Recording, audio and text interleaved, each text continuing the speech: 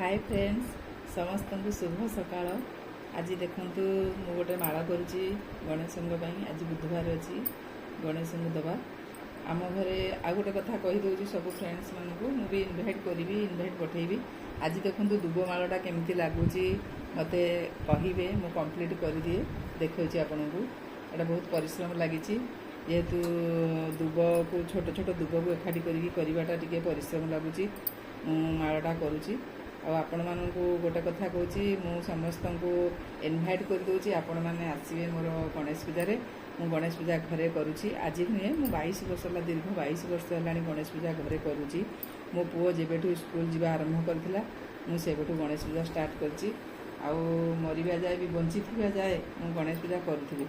आपण मानक अनुरोध रहिला सकाळे गणेश पूजा दिन सकाळ 9टा बेले आमर पूजा हबो आसीबे आउ संध्या 8टा बेले प्रसाद सेवन अच्छी आपण मैंने आसवे।